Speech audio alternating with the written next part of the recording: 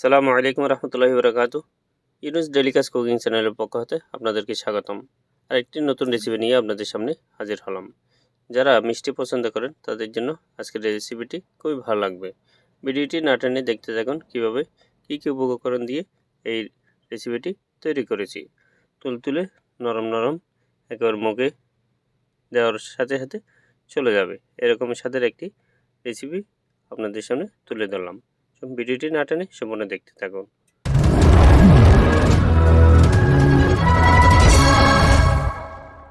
আমি এখানে 5টি পাউরুটি নিয়েছি, দেখতে পাচ্ছেন 5টি।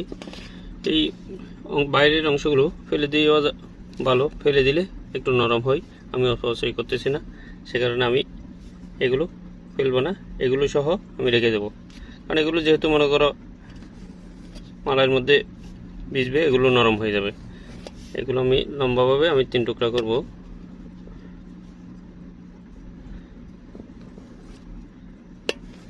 তিন টুকরা করলাম, এদিকে আমি 1 টুকরা করি, এত পিস লম্বা লম্বা হবে।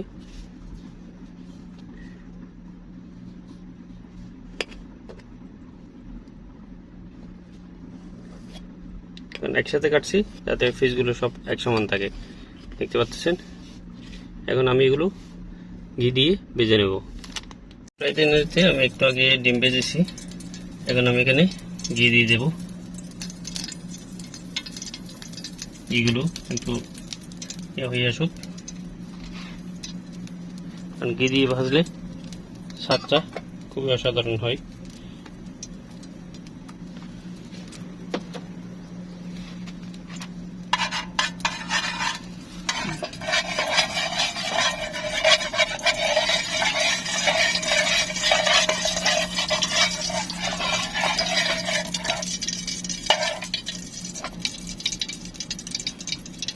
গরম হয়ে আসছে, এখন আমি এক এক করে পাউরুটিগুলো বসিয়ে দেব, এগুলো ভাজে নেব সুন্দর করে।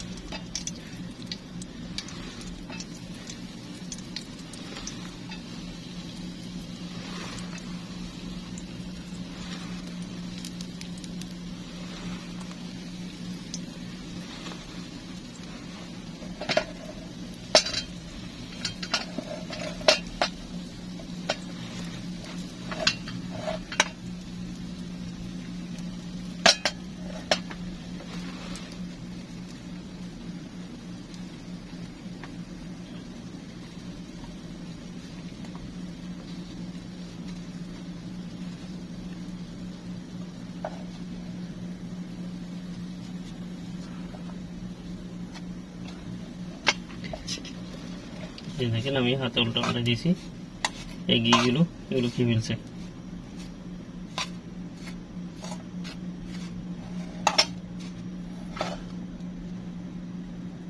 দেখেন আমার পাউরুটিগুলো ভাজা হয়ে গেছে ঘি দিয়ে। আর এদিকে আমি তরল দুধ দিয়ে দিয়েছি, এখানে আবার কিছু পানিও দিয়েছি, সাথে চিনি দিয়ে দিয়েছি পরিমাণ মতো। চিনি এখানে যে যেরকম খান ওরকম করে দেবেন। দেখেন আমার চিনি সিরকাগুলো একেবারে সিদ্ধ হয়ে গেছে। এখন আমি শুকনো হওয়ার জন্য গুঁড়া দুধ দেব, সাথে এখানে আরও দেব কনডেন্স মিল্ক। এরকম কনডেন্স মিল্ক দোকানে পাওয়া যায়।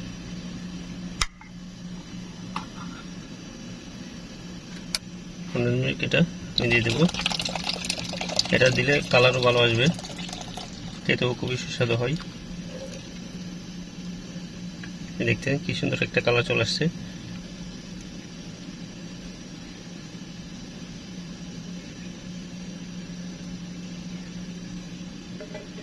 এরপর দেবো আমি 1 চামচ ঘি,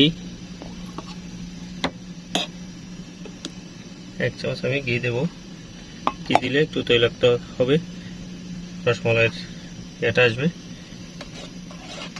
এখন আমি ভালো করে নাড়তে থাকবো। এই দেখেন কি সুন্দর কালারটা আসছে। এখানে যদি একটু জাফরান দেওয়া যায় তাহলে কালারটা আরও ভালো আসে, সুন্দর হয়।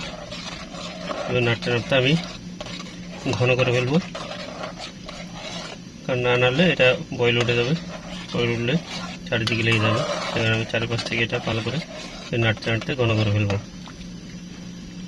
সেগুলো তৈরি করার জন্য আমি দুটো বাটি নিয়েছি, আইসক্রিমের বাটি। এখানে আমি সুন্দর করে পাস করে করে এগুলো বসিয়ে দেব। এই দেখেন, এগুলো পাস করে করে আমি বসিয়ে দিচ্ছি। করে বসিয়ে দিয়ে এখানে উপরে আমি আমার এই রসমালাই তৈরি করতেছি ওগুলো দিয়ে দেব।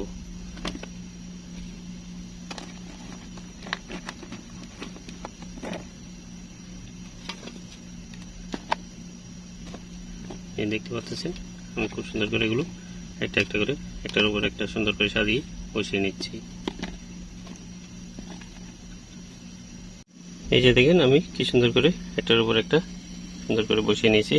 এখন আমি মালাইগুলো এখানে দিয়ে দেব। আমার মালাইগুলো হয়ে আসছে। এই যে দেখেন আমার মালাইগুলো কি সুন্দর হয়েছে, ঘন ঘন। এখন আমি এই যে আমি পাউরুটি ভাজি করছি ওটা ওখানে দিয়ে দেব। এই যে দেখতে পাচ্ছেন আমি মালাইগুলো দিয়ে দিচ্ছি।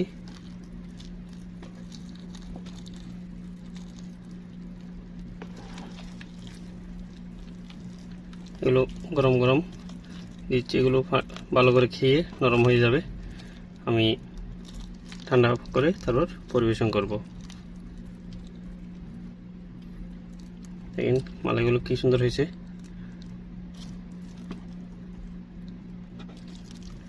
আমি দুইটা তৈরি করতেছি কারণ একটা আমি বাইরে যাব, তখন সাথে টিফিন নিয়ে যাব, আর একটা পাশে থাকবে, নর্মাল ফ্রিজে রেখে যাব, পরবর্তী এসে খেতে পারবো। দেখেন কি সুন্দর ফুলে টাসা টাসা হয়ে যাচ্ছে।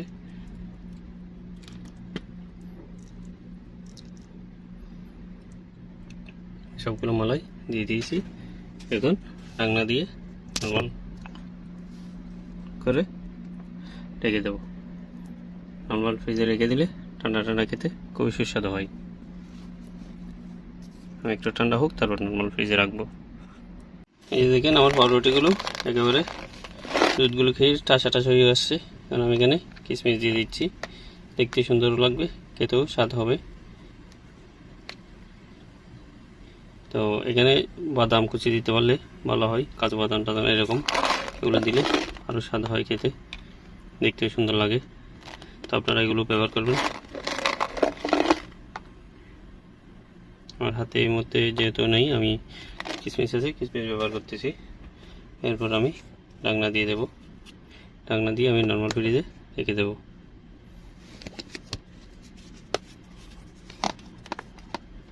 এই দেখেন আমি এখন ডিউটিতে চলে আসছি, টিফিনটা নিয়ে আসলাম। দেখেন আমার নাস্তাটা কি সুন্দর দেখতে হয়েছে, একেবারে রসালো। এখন আমি এটা পরিবেশন করব। আপনাদেরকে দেখাই কীরকম নরম তুলতুলে হয়েছে। দেখেন খেতে খুবই সুস্বাদু হবে। এই যে দেখেন আমার নাস্তাটা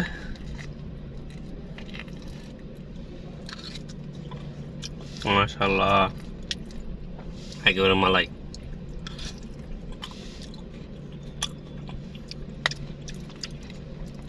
আপনারা চাইলে এরকম শর্টকাটে নাস্তাটা তৈরি করে খেতে পারেন। আমরা যেহেতু ড্রাইভিং করি তো আমাদের এক এক সময় এক এক জায়গায় চলে যেতে হয়, তাই এরকম করে একটা টিফিন নিয়ে আসলে গাড়িতে বসে বসে খেতে পারি। তো ভালো থাকবেন, এরকম আপনি একবার ট্রাই করে দেখুন, স্বাদটা কেমন হয় কমেন্টে জানাবেন। দেখা হবে অন্য কোনো রেসিপি নিয়ে। আল্লাহ হাফেজ।